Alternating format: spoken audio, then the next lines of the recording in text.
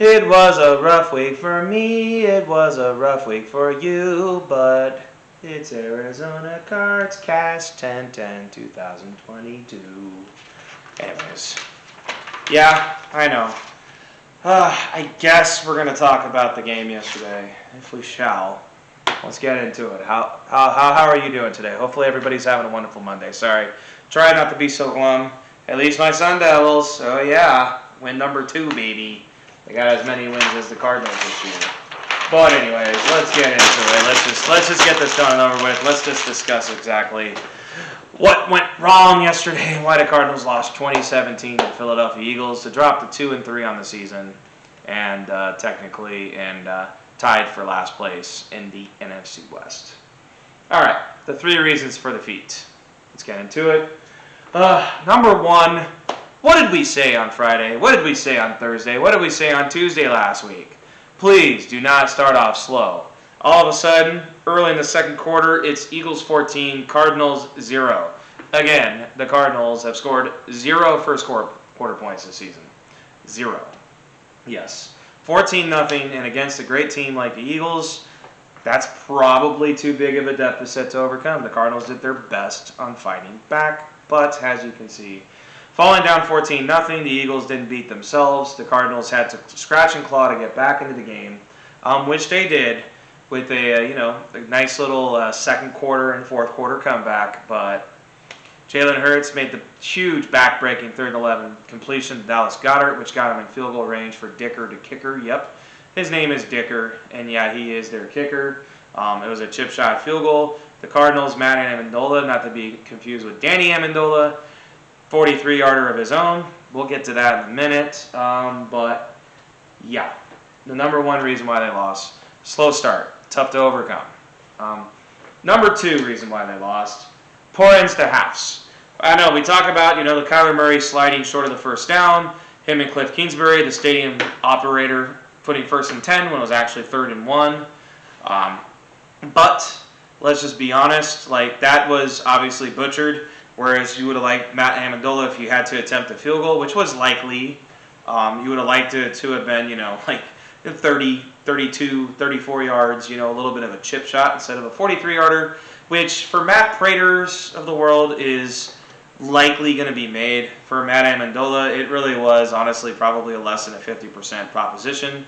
Obviously, he shanked it, and yeah, and that's why we're talking about a loss. But the end of the first half, the Cardinals, the clock management, I know that you don't want to give Jalen Hurts the ball back, but you wanted to give yourself an opportunity to not have, not be at the 2-yard line with 10 seconds left and no timeouts. Unfortunately, you threw, a fade to Rondell Moore, not a good call, and then the second pass, pretty much Kyler was just throwing it away. He smartly, I will say, Kingsbury was smart, and taking the 3 there and not trying to push the envelope and coming away with 0, that would have been probably devastating and probably would have led to, honestly, the Cardinals potentially getting blown out of the stadium in the second half. But not being able to get 7 and force a tie at the half, or maybe a 6, at least be down by 1, maybe Amendola misses the extra point. It was a huge moment in the game, and also a little bit downplayed because we always talk about what happened, in crunch time at the end of the game. But leaving, getting 3 instead of 7 there was tough. It was a big moment, and you got to give the Cards credit. They actually finally played really well defensively. I feel like they played a pretty sound game. Jalen Hurts had to make some big plays, second reaction, which I didn't put it on the list. I could have, honestly, number 4. But it goes to the starting slow. Is have Kyler move with his legs. Kyler didn't even have a rushing attempt in this game till the 3rd quarter. That cannot happen. I know that you're trying to protect him, but Kyler Murray is most dangerous when he's on the move. How many times do I have to say that? How many times do I have to say that? Number 3, and Jalen Thompson almost had an interception. And actually, I have not listened to too much sports talk. I'm usually at work all day on Monday. But I will say the Jalen Thompson elbow injury, we need to see exactly how he's doing. But he almost had an interception, but I felt like the Cardinals needed to force a turnover. They did not. The Cardinals lost the turnover battle 1-0. And Jalen Thompson could have actually twice. Remember, late in the game, almost had that interception in the red zone. What a huge play that would have been if he would have been able to come down with that. But it was also, a tough break because he got injured on the play. The Cardinals had to use their last time out on an incomplete pass, which could have maybe come in handy, on that 3rd and 1 when Kyler slid. You could have been like, well, let's call a timeout and regroup. Didn't have the timeout. Kyler Murray, of course, spiked it. Just not having situational awareness there. Should have moved forward. You remember, Kyler, I know you're a baseball guy, amazing slider, but you remember, it's not where you end your slide, it's where you begin your slide when the refs put the ball down. It was correctly spotted short of the first down.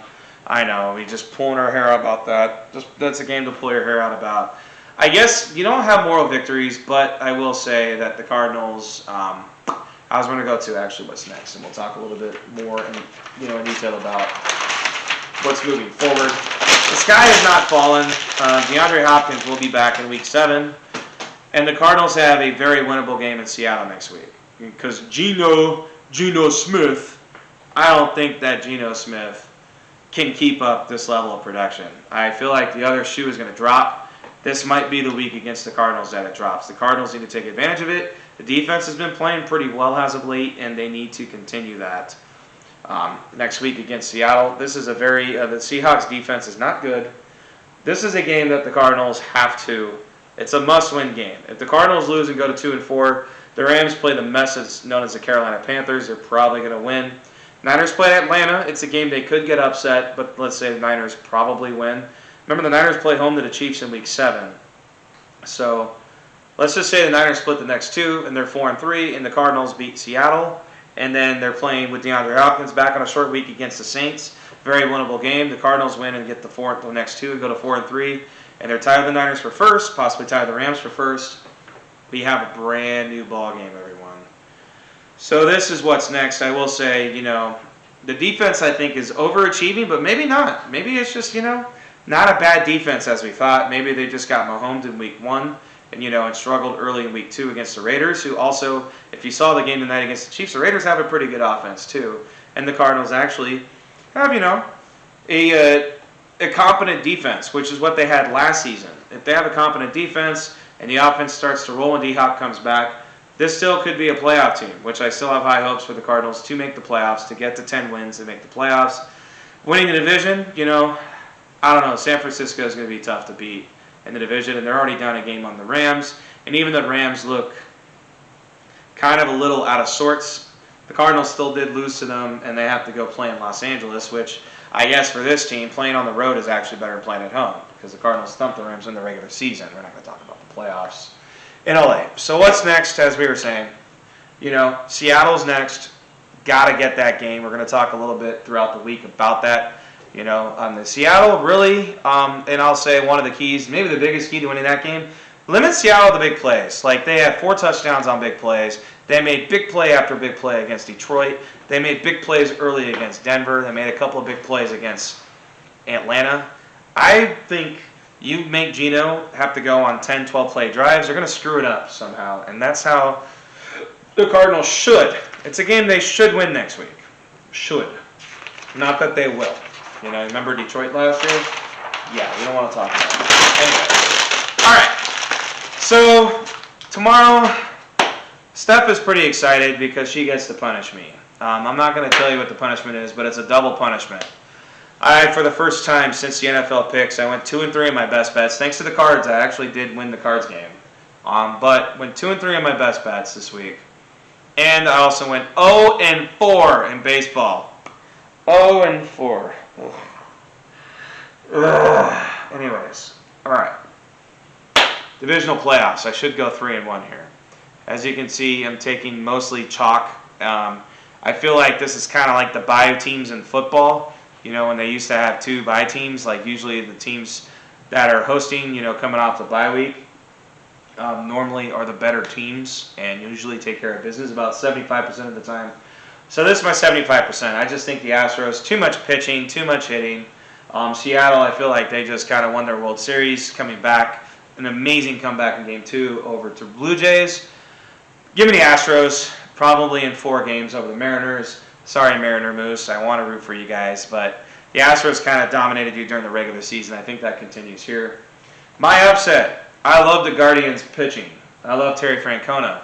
I don't think the Yankees are going to hit very much in this series, which means that the Guardians are going to win some low-scoring games just like they did over the Rays. Give me the Biebs and McKenzie and that awesome bullpen and the Guardians to get to the American League Championship Series. The team formerly known as the Jake Taylor's team, we shall not name it. Go watch Major League. You can know what they were called before. National League. Braves over Phillies. I don't know how the heck the Cardinals lost that series to the Phillies. I mean, the Phillies have really, the pitching is okay, but, the score 2 runs for St. Louis lineup, that was pretty surprising. The Braves just have too much. The Braves are they really don't have a weakness. And they also won 11 of 19 meetings over the Phillies. Give me the Braves easily over the Phillies. Maybe the Phillies win 1. I wouldn't be surprised if that's a sweep. And then the Dodgers over the Padres. This actually could be a fun series. I think the Padres have the arms to kind of maybe silence a very good Dodgers lineup. But saying that the Dodgers just the Padres had a little bit of a Padres joke, that the Dodgers are the Padres' daddy. So I'm going to say the Doyers take care of it. That could go 5 games. I could see the Padres pressing the Dodgers. You went and got Juan Soto and Brandon Drury and Josh Bell. You went and got those guys to kind of match up with the Dodgers, maybe knock around the Dodgers pitching. But the Dodgers pitching was, and this is with, Buehler getting hurt and Kershaw being, of course, in and off the IL, what's new. The Dodgers, and Gonsolin, who was pitching very well, being out the last couple months. Even with all those injuries, the Dodgers pitching is still like Tyler Anderson. Where the hell did that come from this year? But I will say the Dodgers pitching is historically good this year. And I think the Dodgers will find a way. But I actually think that the Dodgers-Padres is the most fun series. The Guardians-Yankees could be, but I just think there's going to be a lot of pitching in that series. Dodgers-Padres could be some fun games. So give me the Astros easily. Guardians over the Yankees should be a good series. I think the Guardians shock the Yankees. Braves should beat the Phillies pretty easily. And the Dodgers over the Padres, even though I think that could be a fun series. Follow me on Twitter at Stu Drew. Come see my punishment tomorrow. Very, very sad about that. Very, very sad about the Cardinals. It was a sad day, but hopefully my smile will cheer you all up. Have a great day.